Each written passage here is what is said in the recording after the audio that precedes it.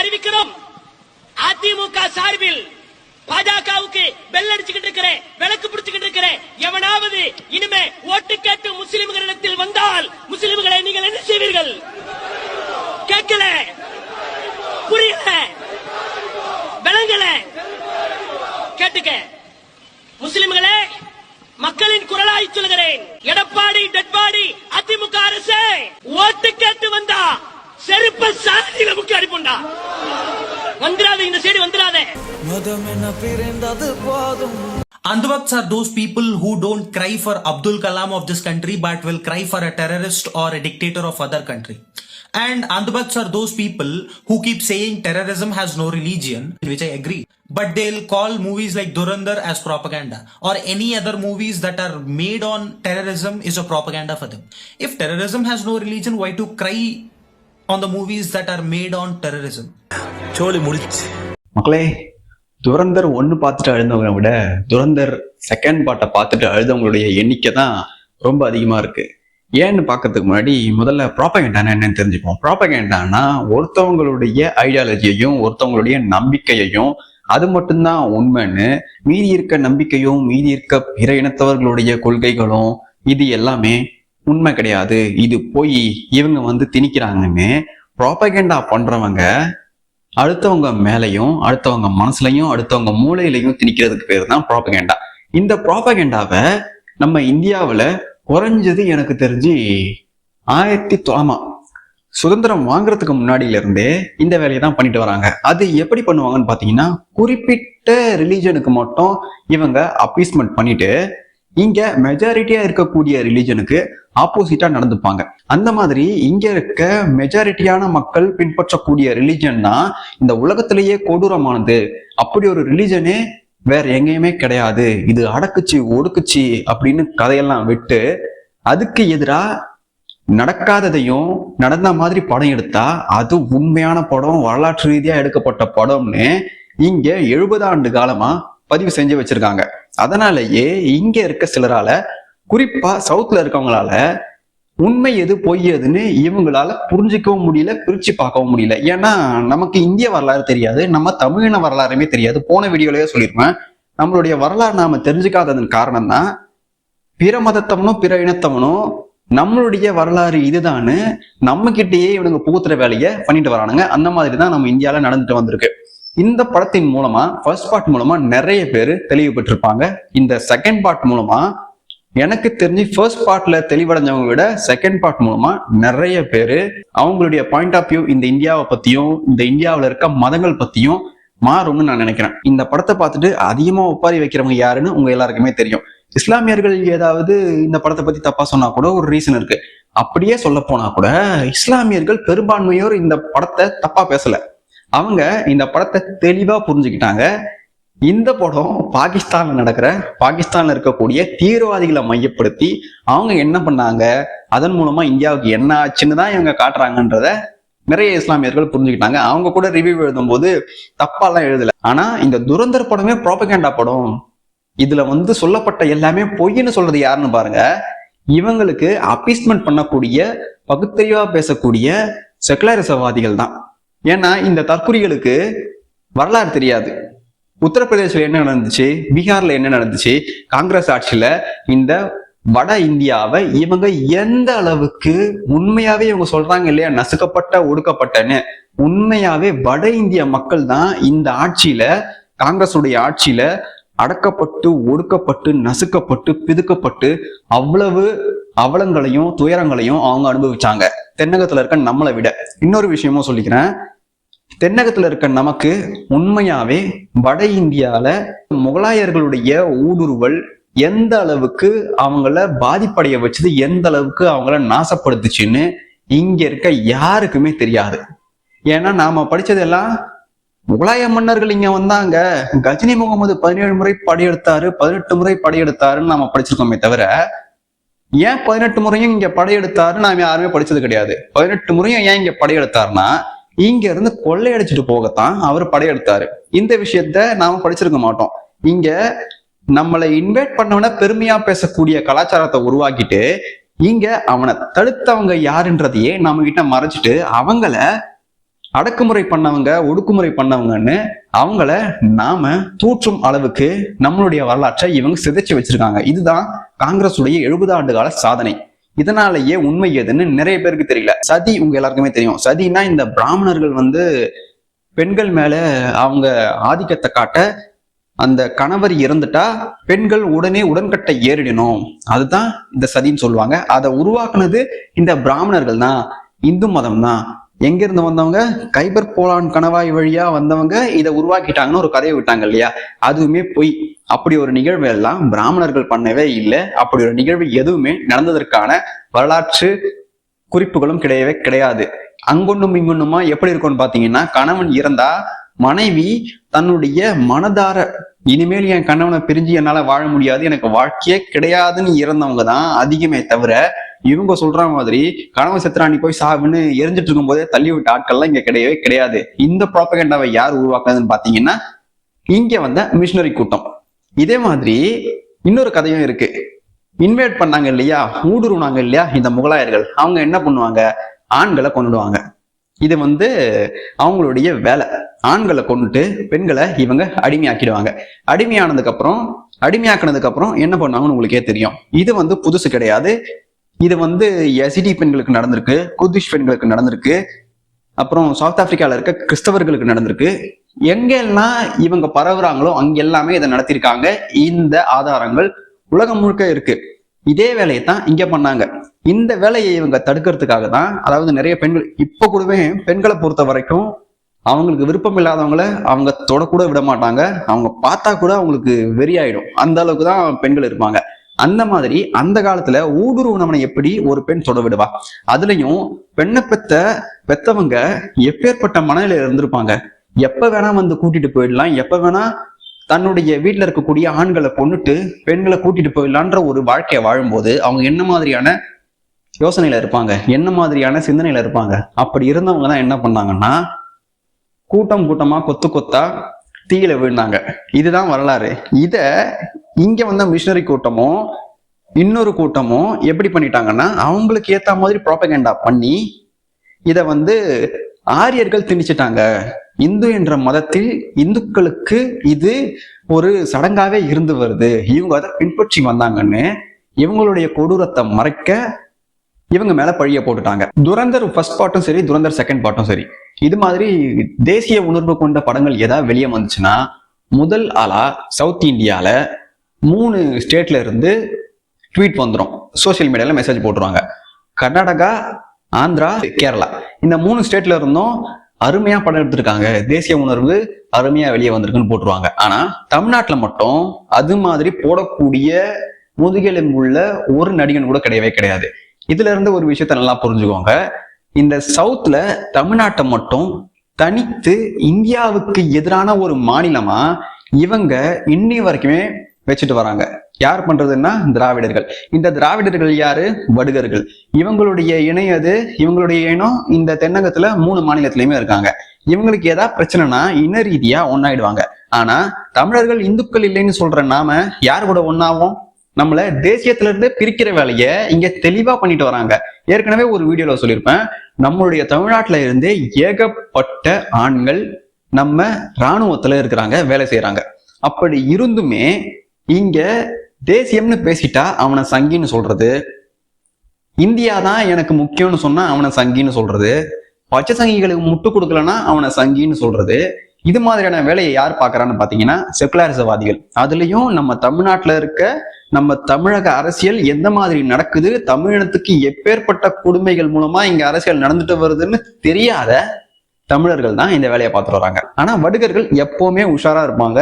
இப்ப சொன்ன மாதிரிதான் அவங்க ட்வீட் எதுவுமே போட மாட்டாங்க, டைரக்டா போய் காலில் விழுந்துருவாங்க.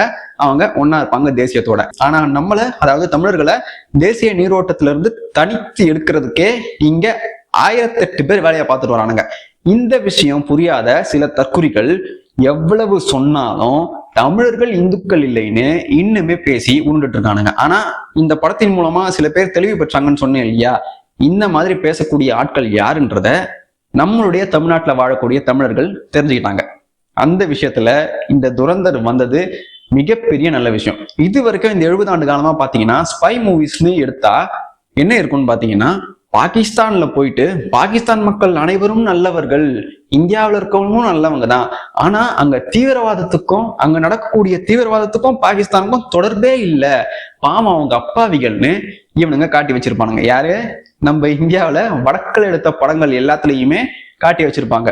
இந்த படம் அந்த நெரட்டிவை உடைச்சதால இவனுங்களால ஏத்துக்கவே முடியல. ஏன்னா 70 வருஷம் இந்த ஃபவுண்டேஷனை போட்டு அவங்க மிக நல்லவர்கள், தீவிரவாதத்திற்கு மதம் கிடையாது அப்படின்னு சொல்லி வச்சிருக்கிறத இந்த துரந்தர் படம் பிரேக் பண்ணதால அழுகைய நிறைய பேரால தாங்க முடியல, தொடர்ந்து அழுதுட்டு இருக்காங்க. எனக்கு இந்த Jio politics, national politics, language politics இது எதுவுமே தெரியறதுக்கு முன்னாடி சக் தே இந்தியான்ற ஒரு படம் இருக்கு. அந்த சக் தே இந்தியால வரக்கூடிய பாட்டை 2007 கிரிக்கெட் கேம், பிசி கேம் ஆடினவங்க எல்லாருக்குமே தெரியும். 90s கிட்ஸுக்கு எனக்கு தெரிஞ்சு 90s கிட்ஸ் எல்லாருக்குமே தெரியும். அப்பேற்பட்ட ஒரு கிரிக்கெட் கேம் அது. அந்த கேம்ல வந்த பாட்டை கேட்டுட்டு அந்த படத்தை நான் பாக்குறேன். அந்த படத்தை பார்க்கும்போது எனக்கு இப்ப சொன்ன எந்த வித அரசியலுமே தெரியாது. அப்படி பார்க்கும்போது எனக்கு அந்த படத்தை அந்த அளவுக்கு பிடிக்குது. இப்போ வரைக்குமே அந்த படம் எனக்கு பிடிக்கும். ஆனா அந்த படத்துக்கு பின்னாடி இருக்க உண்மையான அரசியல் தெரிய வரும்போது என்னால ஏத்துக்கவே முடியல. அது என்னன்னு பாத்தீங்கன்னா, அந்த படத்துல வர ஒரு கேரக்டர், அவர் என்ன பண்ணுவார்னா பாகிஸ்தானுக்கு எதிராக கோல் போட்டதை மிஸ் பண்ணிடுவாரு. அதனால என்ன பண்ணிடுவாங்கன்னா, இவன் தேசத்துக்கு எதிராக இருக்கிறான் அப்படின்னு அவங்கள வந்து ஒதுக்கி வச்சிருவாங்க. அவர் பின்னாட்களில் என்ன ஆகுறாருன்னா, அவர் வந்து கோச்சா வந்து பெண்கள் இருக்க டீமை தலைமை வகித்து அவர் வந்து வேர்ல்ட் கப் ஜெயிக்க வைப்பார். இதுதான் கதை. பட் உண்மையாவே இந்த படத்துல காட்டப்பட்ட அந்த கோச் யாருன்னு பாத்தீங்கன்னா, எந்த ரிலிஜன் பாத்தீங்கன்னா இஸ்லாமிய மதத்தை சேர்ந்தவரா காட்டியிருப்பாங்க. அதுல நடிச்சது ஷாருக் கான். ரியலா எந்த கோச்சை மையப்படுத்தி இந்த கதை, இந்த படத்தை எடுத்தாங்கன்னு பாத்தீங்கன்னா, அவர் ஒரு ஹிந்து, அவர் இந்து மதத்தை சேர்ந்தவர். இந்து மதத்தை சேர்ந்தவருடைய கதையை எடுத்து இவங்களுடைய ப்ராபகேண்டாவை நம்ம மனசுல திணிக்கிறதுக்காக, இஸ்லாமியர்களுக்கு இப்படி ஆகிவிட்டது, ஒரு இஸ்லாமியன் இப்படி செய்து விட்டதால் அவன் தேசத்திற்கு எதிரானவன்னு இந்த மக்கள் நினைக்கிறாங்கன்னு நம்மள கில்ட் ட்ரிப் பண்ணிருக்காங்க. இதன் மூலமா நாம என்ன பண்ணுவோம், அச்சச்சோ நம்ம ரொம்ப கொடூரமானவன்னு நாமளே நினைச்சுப்போம். அந்த வேலையை இந்த படம் மூலமா பார்த்திருக்காங்க. நார்த் இந்தியால இது மாதிரியான ப்ராபகேண்டா மூவி வர்றது 1-2 கிடையாது. எப்பவுமே அங்க ப்ராபகேண்டா இந்து மதத்துக்கு எதிராக அதிகமா இருக்கும். அதுலயும் இந்துக்களுக்கு எதிராக எப்பவுமே அங்க ப்ராபகேண்டா மூவி அதிகமா வந்துட்டே தான் இருக்கும். அங்க இருக்க மக்களுக்கு வேற வழியே கிடையாது. இந்த பைத்தியக்காரனை எது எடுத்தாலும் அங்க இருக்க மக்கள் பார்த்துதான் ஆகணும். ஏன்னா அவங்களுடைய படிப்பறிவை, இந்த இந்தியா சுதந்திரத்துக்காக பாடுபட்டுச்சுன்னு சொன்னாங்க இல்லையா அந்த கட்சி வேணும்னே அவங்களுடைய படிப்பறிவை ரொம்ப லிமிட் பண்ணியே வச்சிருந்திருக்காங்க. அந்த காரணத்தாலதான் அங்க இருக்கவங்கள இவங்க ஓட் பேங்கா இன்னி வரைக்குமே பயன்படுத்திட்டு வராங்க. இந்த நிலை எப்ப மாறுச்சுன்னா, உண்மையாவே நீங்க தேடி பாத்தீங்கன்னா, இதை வந்து நான் பிஜேபிக்கு முட்டு கொடுக்கணும்னோ, மோடிக்கு முட்டு கொடுக்கணும்னோ, இல்ல RSSக்கு முட்டு கொடுக்கணும்னா நான் இப்ப சொல்ற விஷயத்த சொல்லவே இல்லை. இதை நீங்க பாத்தீங்கன்னாலே உங்களுக்கு நல்லா தெரியும். 2014 இருந்து இப்ப வரைக்கும் நார்த்ல இருக்க இன்ஃப்ராஸ்ட்ரக்சர் எந்த அளவுக்கு டெவலப் ஆகியிருக்குன்னு இத உண்மையாவே பாலிடிக்ஸ் தெரிஞ்சவங்க நல்லாவே தெரியும். இதை வந்து நீங்க சங்கின்னு சொன்னாலும் சரி, அது எனக்கு கவலையே கிடையாது. நீங்க போய் சர்ச் பண்ணி பாருங்க. இதே மாதிரி ஒரு வீடியோல சொல்லியிருப்பேன், நார்த் இந்தியா எந்த அளவுக்கு கொடூரமான ஒரு இடமா இருந்ததுன்னு அங்க வாழக்கூடிய, அங்க வாழ்ந்து அங்கிருந்து வெளியே வந்த நார்த் இந்தியன் ஃப்ரெண்ட்ஸ் இருந்தா அவங்க கிட்ட கேளுங்க. 2014க்கு முன்னாடி வரைக்கும் எப்படி இருந்து, 2014க்கு அப்புறம் இப்ப வரைக்கும் எப்படி இருக்குன்னு அவங்க கிட்ட கேளுங்க. அவங்க வாயாலேயே சொல்லுவாங்க எப்பேற்பட்ட மாற்றங்களை அவங்க வாழ்க்கையில அவங்க பார்த்திருக்காங்கன்னு. அதே மாதிரி நார்த்ல இந்த மாதிரி ப்ராபகேண்டா மூவி வர்றது சாதாரணம் தான். எப்பவுமே அப்பீஸ்மெண்ட்டுக்காக அவங்க குறிப்பிட்ட இந்த மதத்துக்காக முட்டு கொடுப்பாங்க. இங்க பாத்தீங்கன்னா சவுத்துலயும் அந்த மாதிரி வரும். ஆனா எப்படி வரும்னு பாத்தீங்கன்னா சர்ல் ப்ராபகேண்டா வரும். இந்த லேட்டஸ்டா அது இன்னும் படமாச்சு, கேரளா படம், பிரியதர்ஷினின்னு நினைக்கிறேன், கல்யாண் பிரியதர்ஷினி நடிச்ச படம் தான் நினைக்கிறேன். அந்த படத்துல பாத்தீங்கன்னா அந்த ஹீரோயின் வந்து இந்து மதத்துல இருந்து மன்னர் ஒடுக்கி இவங்க ஒடுக்கப்பட்டதால இவங்க வந்து ஒரு காட்டுக்குள்ள வாழ்றாங்களாம். மன்னர் ஒதுக்கி வச்சுட்டாங்களாம். அவங்க கும்பிடுற சாமியை இவங்க கும்பிடக்கூடாதான். அந்த சாமியே பாத்தீங்கன்னா பொதுவெளியில தான் இருக்கு, ஆற்றங்கரை பக்கத்துலதான் இருக்கு. அதை கும்பிடக்கூடாதான். அங்க வந்து ஏதோ எடுத்துட்டு போயிடுச்சுன்னு மன்னர் வந்து இவங்க இனத்தையே அழிச்சிடறாங்களாம்.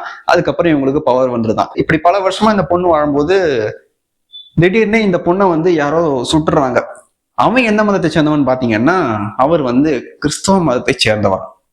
நல்லா பாத்தீங்கன்னா அவர் வந்து இந்த ஹீரோயினை வந்து காப்பாத்தி அவளை வந்து நீ எதுக்காக இருக்க, உன்னுடைய கொள்கை இதுதான், நீ இப்படித்தான் இருக்கணும்ன்ற மாதிரி அவங்க இந்த பொண்ணுடைய மனசை மாத்தின மாதிரி இது உண்மையிலே அந்த படத்துல இருக்காது. ஆனா இதுக்கு பின்னாடி இருக்க கோர் கான்டெக்ஸ்டே இதுதான்.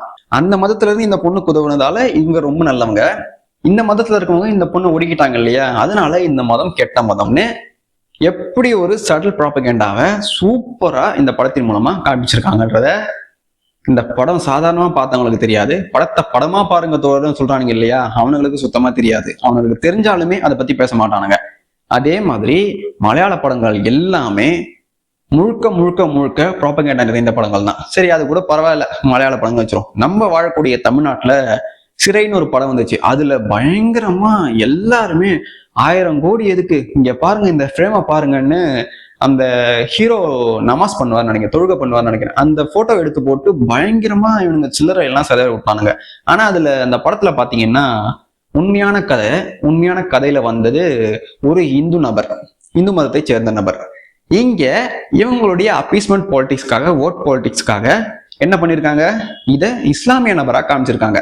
யார குளிர்விக்க, உங்களுக்கே தெரியும் இல்லையா, ஒரு இந்து மத கேரக்டரை இவங்க இஸ்லாமிய மதமா வேணும்னே மாத்தி இத வரலாற்று படம்னு காட்டுறாங்க. அதே மாதிரி சசிகுமார் நடிச்ச ஒரு படமும், அதுலயும் ஒரு இந்து தான் உதவி பண்றாரு, அந்த இஸ்லாமிய குடும்பம் ஏதோ ஒன்று தெரியல, அவர் தான் உதவி பண்ணி எல்லா வேலையும் பண்றாரு. ஆனா இங்க காட்டுறது பாத்தீங்கன்னா ஒரு இஸ்லாமியர் உதவி பண்ணி இவங்களை அவங்களுடைய ஊருக்கு அனுப்பிச்சு வச்ச மாதிரியும் காமிச்சிருப்பாங்க. அது என்ன படம் எனக்கு பேர் மறந்து போச்சு, ஆனா சசிகுமார் நடிச்ச படம் தான். இப்படி அதே மாதிரி ஜெய் பீம்ல கூட பாத்தீங்கன்னா இந்து மதத்துல இருக்கவனை கெட்டவனா காட்டிட்டு வேற மதத்துல இருக்கவனை நல்லவனா காட்டியிருப்பாங்க. உண்மையிலேயே இந்த மக்களுக்காக பாடுபட்டது இந்து மதத்துல இருந்தவன் தான். அந்த படத்துல ஜெய் பீம்ல வந்த கதைப்படி உண்மையாவே வரலாற்று ரீதியாவே அதை ஹெல்ப் பண்ணது இந்து மதத்தை சேர்ந்தவன், அவங்களுக்கு அநியாயம் பண்ணது பிற மதத்தவன். இங்க அவங்களுடைய ப்ராபகேண்டாக்காக மாத்தி வச்சிருக்காங்க. இப்படி தமிழ்நாட்டுல வர ஒவ்வொரு படத்துலயுமே இவங்க ப்ராபகேண்டா வைப்பாங்களாம். அந்த படத்தை படமா பார்க்கணுமா நாம, அது வரலாற்று ரீதியான படம்னு நான் எடுத்துக்கணுமா. ஆனா துரந்தர்ல ஒவ்வொரு சீன் பை சீன் இந்த இந்தியாவுல நடந்த வரலாற்றையும் பாகிஸ்தானுக்கும் இந்தியாவுக்கும் என்ன தொடர்பு இருக்கு, இதன் மூலமா என்ன ஆச்சு, தீவிரவாதிகள் எப்படி இயங்குறாங்க, எப்படி காசு போகுது, எப்படி காசு இந்தியாவுக்குள்ள வருதுன்னு, இதுக்கெல்லாம் யார் உதவி பண்ணாங்கன்னு ஒவ்வொரு சீன் பை சீன் அவ்வளவு டீட்டெயிலிங் வச்சு எடுத்தா அது ப்ராபகேண்டாவாம். இது உண்மையாவே நடந்தது ப்ராபகேண்டாவாம். ஒரு குறிப்பிட்ட மதத்தை குளிர்விக்க உண்மையா நடந்த வரலாற்றை அப்படியே எடுத்து இவங்களுக்கு தேவையானதை அதுல உட்புகுத்தி திரிச்சு இவங்க வேலையை பார்ப்பாங்களாம். அது வரலாறாம். என்ன ஒரு புத்திசாலித்தனம். இந்த டிஜிட்டல் இராலேயே லெப்டிஸ்ட் தற்குறிகள் இவ்வளவு போய் சொல்றாங்கன்னா டிஜிட்டல் இராக்கு முன்னாடி எவ்வளவு அட்டூழியம் பண்ணியிருப்பாங்கன்னு கொஞ்சமாவது யோசிச்சு பாருங்க. நம்மளுடைய முன்னோர்கள்லாம் எந்த அளவுக்கு பாவப்பட்ட ஜென்மங்கள்னு யோசிச்சு பாருங்க. இவனுங்க கிட்ட மாட்டிக்கிட்டு இவனுங்க சொன்ன எல்லாத்தையுமே நம்பி ஆரியம்னு பேசி அப்பீஸ்மெண்ட்டுக்காக எல்லா வேலையும் பண்ணி இப்போ நம்மளுடைய நிலைமையை இந்த அளவுக்கு கொண்டு வந்து விட்டுருக்க காரணம் நம்மளுடைய முன்னோர்கள் தான். ஏன்னா அவங்களால எது உண்மை எது பொய்ன்னு பிரிச்சு பார்க்க முடியாத அளவுக்கு இவனுங்க மூளைச்சலவை செஞ்சு வச்சுட்டானுங்க. அந்த காரணத்தால இப்போ உண்மை வெளியே வந்துருச்சேன்னு பயந்துட்டு இருக்காங்க. உண்மை வெளியே வந்தா அது ப்ராபகேண்டாவாம், இவங்க உண்மையை திருச்சி எடுத்தா அது வரலாறாம். பயப்பிடிச்சிட்டான், எல்லாம் டெக்னாலஜி. 2001 9/11 அட்டாக் அப்புறம் உலகம் முழுக்க எவ்வளவு தீவிரவாத தாக்குதல் நடந்திருக்குன்னு தேடி பாத்தீங்கன்னா, இதை நான் சொல்லணும்னு கூட அவசியம் கிடையாது, நீங்க பார்த்தாலே உங்களுக்கே நல்லாவே தெரியும். இதுல என்ன சொல்லுவானுங்கன்னு பாத்தீங்கன்னா, தீவிரவாதத்துக்கு மதம் கிடையாதுன்னு சொல்லுவானுங்க. நான் என்ன சொல்றேன்னா, இங்க இருக்க பெரும்பான்மையான இஸ்லாமியர்கள்ல இருக்கக்கூடிய சிறுபான்மையான இஸ்லாமியர்களுக்கு இதுல சம்பந்தமே கிடையாது. ஆனா இந்த விஷயம் நடக்குதுன்னு அவங்க எல்லாருக்குமே தெரியும். பட் இவங்க என்ன பண்ணுவாங்கன்னா செலக்டிவா கண்ணீர் வெடிப்பாங்க. இப்போ கொமேனிக்கு கண்ணீர் வெடிச்சாங்க இல்லையா, கொமேனி என்ன மாதிரியான ஆட்சி பண்ணாருன்னு நான் வீடியோல சொல்லியிருப்பேன். அப்பேற்பட்டவங்களுக்கு இங்க இருக்கவங்க கண்ணீர் வெடிக்கிறாங்க. ஆனா இந்த கொமேனி ஈராக் மக்களை குண்டு போட்டு கொல்லும் போது கண்ணீர் வடிக்கலையே இங்க இருக்க இஸ்லாமியர்கள். ஏன்? அங்க இருக்கவங்களும் இஸ்லாமியர்கள் தான், இங்க இருக்கவங்களும் இஸ்லாமியர்கள் தான், இதுக்காக அழுறவங்களும் இஸ்லாமியர்கள் தான். ஆனா இவங்க கண்ணீர் வடிக்கல. இதே மாதிரி குண்டு போட்டு பல பேரை கொண்ட தீவிரவாதிகளுடைய இறுதி ஊர்வலத்துக்கு அவ்வளவு பேர் போறாங்க, அவ்வளவு பேர் மார்லையும் வாயிலையும் அடிச்சுக்கிட்டு அழுறாங்க, ரொம்ப கண்ணீர் விட்டு கதறாங்க. இப்ப கூட நம்ம பார்த்தோம் இல்லையா. ஆனா நம்ம இந்திய குடியரசுத் தலைவர் இருந்த அப்துல் கலாம் அதே இஸ்லாமியர் தான். அந்த இஸ்லாமியர் இருந்ததுக்கும் அவர் இறந்துட்டாருன்னு வருத்தப்படுறதுக்கும் ஒரு இஸ்லாமியர் கூட இல்ல, அப்படி ஒரு கூட்டமும் கூடல, அப்படி ஒரு அழுகையும் இல்ல. அவருடைய நினைவு நாளப்ப இவருடைய மதத்தை சேர்ந்த மக்கள் எந்த விதமான துக்கத்தையும் அவங்க வெளிப்படுத்தவே இல்லை. நம்ம நாட்டுல இருந்த ஒரு குடியரசுத் தலைவரா இருந்தவருடைய மறைவுக்கு இவங்க வருத்தம் தெரிவிக்கல, அழல. ஆனா எங்கேயோ இருக்க ஒருத்தன் பல பேரை கொண்டு இருக்கான், அவனுக்கு இங்க இருக்கவங்க என்ன பண்றாங்க, அவ்வளவு போராட்டம் பண்றாங்க, வீதியில் இறங்கி அழறாங்க. இதுக்கு காரணம் என்னன்னு நான் சொல்ல மாட்டேன், நீங்களே தெரிஞ்சுக்கோங்க. துரந்தர்ல அத்திக் அஹ்மத்னு ஒரு கேரக்டர் வரும். இந்த கேரக்டர் அந்த படத்துல எப்படி காமிச்சிருப்பாங்கன்னு நீங்க பார்த்து தெரிஞ்சுக்கோங்க. ஆனா இந்த கேரக்டருடைய உண்மையான வரலாறு எப்படி இருந்ததுன்னு நான் சொல்றேன். இந்த கேரக்டர் பாத்தீங்கன்னா 14 வருஷம் எம்எல்ஏவா இருந்திருக்கு, 4 வருஷம் எம்பியா இருந்திருக்கு. இந்த கேரக்டர் மேல 100க்கும் மேற்பட்ட பதிவு செய்யப்பட்ட வழக்குகள் இருக்கு. இது பதிவு செய்யப்பட்டது மட்டும்தான், பதிவு செய்யப்படாத வழக்குகள் 1000க்கு மேல இருக்கு.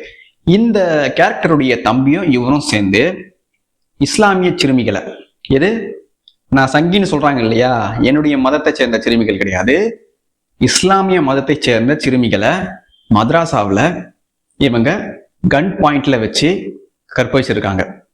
ஒரு சிறுமி 2 சிறுமி கிடையாது, அது கணக்கு வழக்கு இல்லாத கொடூரத்தை இவங்களுடைய ஆட்சியில பண்ணியிருக்காங்க. இவர் எம்எல்ஏவா இருந்த வரைக்கும் பண்ணியிருக்காரு. ஏகப்பட்ட கொலைகள், கொள்ளைகள், கற்பழிப்புகள், கடத்தல்கள்னு எல்லா வேலையும் பண்ணியிருக்காரு. யாரு? அத்திக் அஹ்மத். இந்த அத்திக் அஹ்மத் இது மாதிரி பண்ணதை நம்ம துரந்தர் படத்துல காட்டினா அதை ப்ராபகேண்டான்னு இங்க சில தற்குறிகள் சொல்லிட்டு சுத்துறாங்க. இந்த தற்குறிகள்லாம் யாருன்னு பாத்தீங்கன்னா, பெண்களுக்காக போராடுறேன், பெண்ணியத்துக்காக போராடுறேன், ஒடுக்குமுறைக்காக போராடுறேன்னு சொல்ற தற்குறிகள் தான். அங்க சின்ன பொண்ணுங்களை, சின்ன குழந்தைகள் என்ன பண்ணிருக்கானுங்க, அதுவும் மദ്രാസാவிலேயே துப்பாக்கி முனையில கற்பழிச்சிருக்கானுங்க.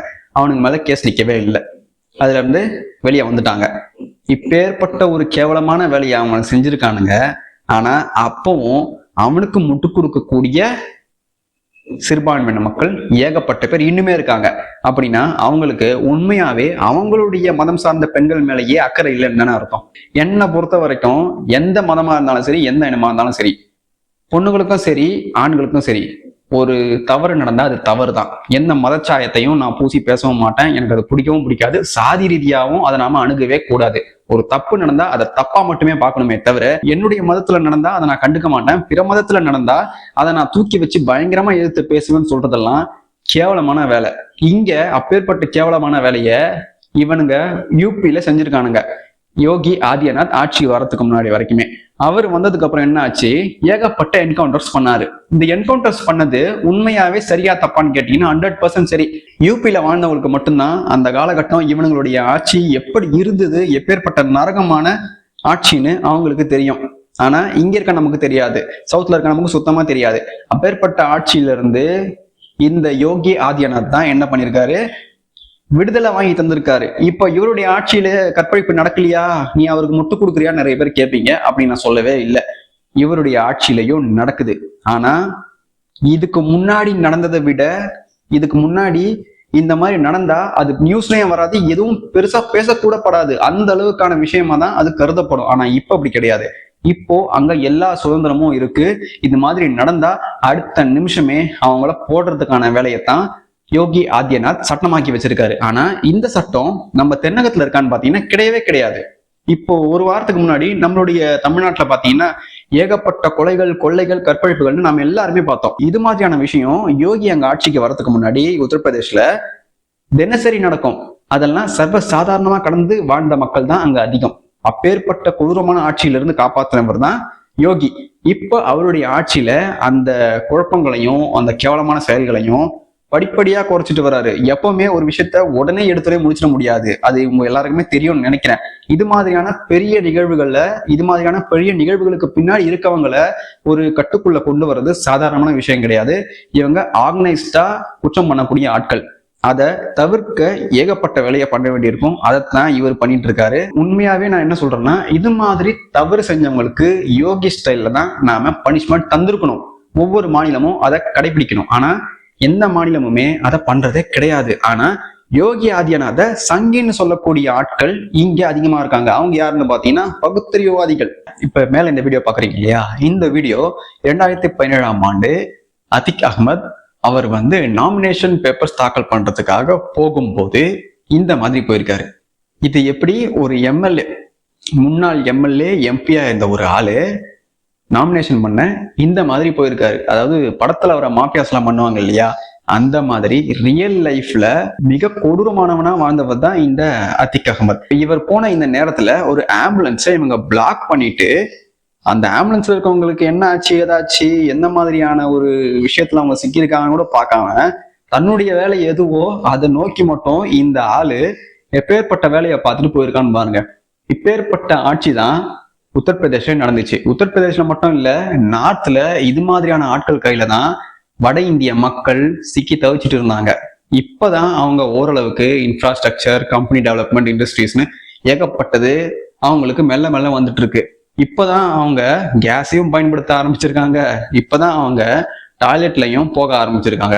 அந்த அளவுக்கு மிகவும் உண்மையான பிற்படுத்தப்பட்ட மக்களா இருந்தவங்க தான் இந்த வட இந்தியர்கள். அவங்க அப்பேற்பட்ட வாழ்க்கையில இருந்து இங்க வரும்போது அவங்கள பத்தி தெரியாத நாம என்ன பண்ணிடுறோம், கொஞ்சம் கூட அவங்களுடைய வரலாறோ எதுவுமே தெரியாம அவங்கள ஈஸியா கலாச்சிட்டு போயிடுறோம். ஏற்கனவே நான் சொல்லிட்டேன், யார் தப்பு பண்ணாலும் அது தப்பு தான், எங்க வந்து போனாலும் அது தப்பு தான். அந்த விஷயத்துல எந்த ஒரு மாற்று கருத்துமே கிடையாது. ஆனா அவங்கள நாம அவங்களுடைய வரலாறு தெரியாம கொச்சப்படுத்துறது ரொம்ப கேவலமான விஷயம். இதனாலதான் நம்மள அவங்க கேவலப்படுத்திட்டு இருக்காங்க. இந்த மாதிரியான ஆட்கள் கிட்ட வாழ்ந்தவங்களுடைய மனநிலை எப்படி இருக்கும்னு நீங்க யோசிச்சு பாருங்க. இப்பேற்பட்ட மகான்களுக்கு ஆதரவு தந்த ஒரு கட்சி தான் நம்ம பப்பு கட்சி. இவங்க தான் இது மாதிரியான ஆட்களை பின்னாடி இருந்து வளர்த்து விட்டாங்களே. இவங்க இது போன்ற ஆட்களுக்கு ஆதரவு தந்தாங்களே தவிர இவங்க செஞ்ச தவிர தட்டி கேட்கவும் இல்லை, மக்கள் பாதிக்கப்படுறாங்கன்னு கொஞ்சம் கூட நினைக்கவே இல்லை. அதனாலதான் இனி எந்த ஜென்மம் எடுத்தாலும் இந்த பப்பு கட்சியால ஆட்சிக்கு வரவே முடியாதுன்னு, வரவும் விடமாட்டோம்னு வட இந்தியர்கள் எப்பவோ முடிவு பண்ணிட்டாங்க. ஒரு வெள்ளைக்காரன் கிறிஸ்டோபர் நோலன் அவருடைய படத்துல பகவத்கீதா வேர்ட்ஸை வச்சா அதுக்கு விசிலடிச்ச இங்க இருக்க தற்கொலை கூட்டம், இந்த இந்தியாவை சேர்ந்த ஆதித்யா தார் என்ற ஒரு இந்தியர் அவருடைய படத்துல பகவத்கீதா வேர்ட்ஸை வச்சா அது ப்ராபகேண்டாமா, அது சங்கீதனமா. இதை சொல்றது ஆப்பன்ஹைமர் படத்துக்கு விசிலடிச்ச இந்த விசிலடிச்சாங்க கொஞ்சம் தான். எங்கிந்திரா வந்துக்கிறானுங்க. ஜார்கான் மட்டும் கிடையாது, சல்மான் கான், ஆமிர் கான், அதுக்கப்புறம் நம்ம ஏஆர் ரஹ்மான், இவங்க எல்லாருமே எவ்வளவு உயரத்துக்கு போனாலுமே சரி அவங்களுடைய விசுவாசம் எப்பவுமே அவங்களுடைய மதத்துக்கு தான் இருக்கும். அவங்க இந்தியாவில இருக்க செக்குலரிசம் பேசக்கூடிய தற்குறி இந்துக்கள் மாதிரி புத்தி இல்லாதவங்க கிடையாது. அவங்களுக்கு நல்லாவே தெரியும். அவங்களுடைய மதப்பற்று உண்மையாவே பார்த்து நாம் எல்லாருமே கத்துக்க வேண்டிய விஷயம். ஆனா நாம் அதை கத்துக்க மாட்டோம். நாம நம்மளுடைய மதத்தையே கேவலமா பேசுவோம். அது பிற மதத்தவங்களுக்கு ஆதாயமா இருக்கு.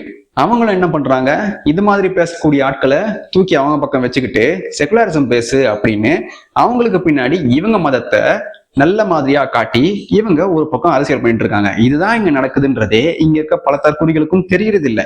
அதனாலதான் அவங்களுடைய மதத்தையே அவங்க கேவலமா பேசுறாங்க. ஆனா எந்த ஒரு இஸ்லாமியரும் எந்த ஒரு இஸ்லாமிய பெண்ணும் அவங்களுடைய மதத்தை கேவலமா பேசியோ இல்ல அவங்களுடைய பாரம்பரியத்தை புறந்தல்லையோ யாராலையுமே பார்த்திருக்கவே முடியாது.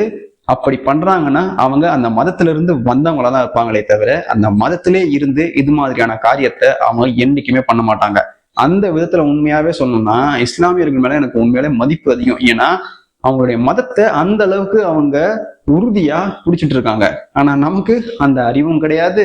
எமன் எது சொன்னாலும் அதை இழிச்சுக்கிட்டே கேட்கிற தற்கொலை புத்தி இருக்கிறதால செகுலரிசம் பேசியே நாம நம்மளுடைய மதத்தையும் வரலாறையும் எழுந்துட்டு இருக்கோம். இஸ்ரேல் ஈரான்ல இருக்க பள்ளிக்கூடத்துல குண்டு போட்டு அங்கிருந்த பெண்களையும் குழந்தைகளையும் கொண்டுடுச்சுன்னு ஒரு 2-3 வாரத்துக்கு முன்னாடி எழுதாங்க இல்லையா? ஏன்னு கேட்டா மனிதத்தன்மையே இல்லாம இஸ்ரேல்காரன் அட்டாக் பண்ணிட்டான், அமெரிக்காக்காரனும் அட்டாக் பண்ணிட்டான், அதனால பல உயிர்கள் போயிடுச்சுன்னு எழுதாங்க. அதுலயே எவ்வளவு பெரிய முரண் இருக்குன்னு நாம வீடியோல பார்த்திருப்போம். ஏன்னா இவனுங்க அட்டாக் பண்ணி கொன்னவங்களை விட கொமேனி ஆயிரக்கணக்கான பேரை கொண்டு இருக்காரு. சரி, அந்த கதையை விட்டுருவோம். இவங்களை பொறுத்த வரைக்கும் பள்ளிக்கூடத்துல குண்டு போட்டது தவறு, குழந்தைங்களையும் பெண்களையும் சாவடிச்சது தவறு. இவங்களுடைய ஸ்டாண்ட் படி இவங்களுடைய மதத்தை சேர்ந்த பாகிஸ்தான்ல இருக்க இஸ்லாமிய, ஆப்கான்ல இருக்க பள்ளிகள் மேலையும் குழந்தைகள் மேலையும் பெண்கள் மேலையும் குண்டு போட்டு, ஹாஸ்பிட்டல் மேலையும் குண்டு போட்டு 400 பேரை கொண்டு இருக்கானுங்க. எப்படி? ஹாஸ்பிட்டல் மேல குண்டு போட்டு 400 பேரை கொண்டு இருக்கானுங்க. கொன்னு 1 வாரம் ஆகுது. இங்க ஏதாவது ஒரு இஸ்லாமியராவது வீதியில் இறங்கி ஐயோ இது மாதிரி உயிர் போடிச்சு, ஐயோ பாகிஸ்தான்காரன் இது மாதிரி பண்ணிட்டானேன்னு யாராவது ஒருத்தராவது அழுதாங்களான்னு பாத்தீங்களா? ஒருத்தருமே அது மாதிரி பண்ணல. ஏன்? கண்டிப்பா யாராலுமே புரிஞ்சுக்க முடியல. ஈரான்ல இருக்கவனும் இஸ்லாமியன் தான், ஈராக்ல இருக்கவனும் இஸ்லாமியன் தான், பாகிஸ்தான்ல இருக்கவனும் இஸ்லாமியன் தான், ஆப்கானிஸ்தான்ல இருக்கவனும் இஸ்லாமியன் தான். ஆனா பாகிஸ்தான்காரன் ஆப்கான் மேல குண்டு போட்டு, அதுவும் ஹாஸ்பிட்டல் மேல குண்டு போட்டு 400க்கும் மேற்பட்ட உயிர்களை இவனுங்க கொண்டு இருக்கானுங்க. அப்படி இருக்கும்போது இங்க இருந்த சக இஸ்லாமியர்களா இருக்கக்கூடிய பொங்கி எழக்கூடிய இஸ்லாமியர்கள், கொம்யூனிக்காக பொங்கி எழுந்த இஸ்லாமியர்கள் என்ன பண்ணிருக்கணும்? பாகிஸ்தானுடைய அராஜகத்தை கண்டிச்சிருக்கணும். ஆனா ஏன் அதை பண்ணல? ஏன்னா பாகிஸ்தான் யார் மேல குண்டு போட்டான்னு பாத்தீங்கன்னா ஆப்கான் மேல. ஆப்கான் எந்த நாட்டுக்கு ஆதரவு? இந்திய நாட்டுக்கு ஆதரவு. அதனால இவங்களை பொறுத்த வரைக்கும், அதாவது இந்தியாக்குள்ள வாழக்கூடிய இவங்களை பொறுத்த வரைக்கும், இந்தியாவுக்கு ஆதரவு தர எவன் மேலையும் எந்த நாடு வேணாலும் குண்டு போட்டு யார வேணா கொள்ளலாம். ஆனா இந்தியா ஆதரவு தர நாடு, இந்தியா எதிர்க்கக்கூடிய நாட்டு மேல அவங்க குண்டு போட்டா அது மனிதநேயத்துக்கு அப்பாற்பட்ட செயல். மனிதர்களே கிடையாது, அவங்க அரக்கர்கள், கொடூரர்கள், கொடூரமானவர்கள்னு இங்க நரேட்டிவ் செட் பண்ணி ரோட்ல இறங்கி அழ ஆரம்பிச்சிருவானுங்க. இதுல இருந்து தெளிவா ஒரு விஷயத்தை தெரிஞ்சுக்கோங்க. எப்பேற்பட்ட அரசியல் சூழல்ல நாம வாழ்ந்துட்டு இருக்கோன்றத புரிஞ்சுக்கோங்க. இப்ப நான் ஒரு விஷயத்த சொல்றேன். இந்த குஜராத்ல நடந்த பிரச்சனை உங்க எல்லாருக்குமே தெரியும். அந்த பிரச்சனையுடைய ஆரம்ப புள்ளி எதுன்னு பாத்தீங்கன்னா ட்ரெயின்ல கொளுத்துனதுதான்.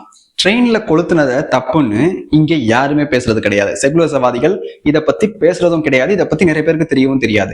டைரக்டா எதை பத்தி பேசுவாங்கன்னா, இவங்க குஜராத்துக்குள்ள நடந்த கலவரத்தை பத்தி தான் பேசுவாங்களே தவிர இதுக்கு முன்னாடி அவங்க பண்ண கலவரத்தை பேச மாட்டாங்க. நான் என்ன சொல்றேன்னா, இந்த பக்கம் பண்ணதும் தப்பு தான், இந்த பக்கம் பண்ணதும் தப்பு தான். ஆனா இதுல ட்ரிகர் பாயிண்ட்னு ஒண்ணு இருக்கு. இந்த ட்ரிகர் பண்றது யாரு?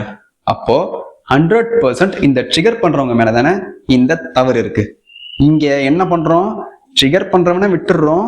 அந்த ட்ரிகரிங் மூலமா யார் உணர்ச்சி வசப்பட்டு தப்பு செய்யறாங்களோ அவங்கள நாம கார்னர் பண்ணி டார்கெட் பண்ணி அவங்களதான் நாம குத்தம் சொல்றோமே தவிர இதுக்கு பின்னாடி இருக்கவங்கள பத்தி நாம பேசுறதே கிடையாது. இதுதான் குஜராத்ல நடந்த மிகப்பெரிய தவறாவே இருக்கு. ஆதாரபூர்வமாகவே எங்க இந்த பிரச்சனை ஆரம்பிச்சதுன்னு டீடைல் ரிப்போர்ட்டே இருக்கு. பட் நம்ம யாருமே அதை பத்தி தெரிஞ்சுக்கிட்டது கிடையாது, அதை பத்தி தேடணும்னு நினைச்சதும் கிடையாது. அதனாலதான் இங்க இருக்கவங்க அங்க நடந்த பிரச்சனைய ஒரு மதத்துக்கு எதிராக நடந்த தாக்குதல் மாதிரி சித்தரித்து வச்சிருக்காங்களே தவிர அந்த மதத்துல இருந்து இவங்களுக்கு பண்ண கொடுமையை பத்தி பேசவே இல்லை. ஏற்கனவே நான் சொன்ன மாதிரிதான், என்னை பொறுத்த வரைக்கும் ஒரு தவறு நடந்துச்சுன்னா அதை மத ரீதியா சாதி ரீதியா பார்க்கவே கூடாது. இது ரெண்டுத்துலயும் ஒரு தவறை இவங்க லேபிள் பண்ண ஆரம்பிச்சுட்டாங்கன்னா அதற்கான தீர்வு, அதற்கான தீர்ப்பு கிடைக்கவே கிடைக்காது. இதுதான் இங்க நடந்துட்டு இருக்கு. இந்த மாதிரி வச்சு அரசியல் பண்ணக்கூடிய ஆட்களுடைய காலம் 2014க்கு முன்னாடியே முடிஞ்சதால இப்ப அவங்க நினைச்ச மாதிரி எதையும் பண்ண முடியாதுன்ற காரணத்தால இன்னுமே டீப் ஸ்டேட் மூலமா இவங்க இது மாதிரியான வேலைகளை பண்ணிட்டு இருக்காங்க. இதை பத்தி எல்லாம் நாம தனித்தனி வீடியோல அடுத்தடுத்து பார்ப்போம். அதுக்கு முன்னாடி மதுரை சுல்தான்கள் நம்ம தமிழ்நாட்டுக்குள்ள எப்படி உள்ள வந்தாங்க, அவங்க என்னென்னலாம் பண்ணாங்க, எப்படி அவங்களுடைய ஆட்சி முடிஞ்சதுன்னு பார்த்துட்டு அதுக்கப்புறம் நாம இதை பத்தி எல்லாம் பார்க்கலாம். Until we meet again.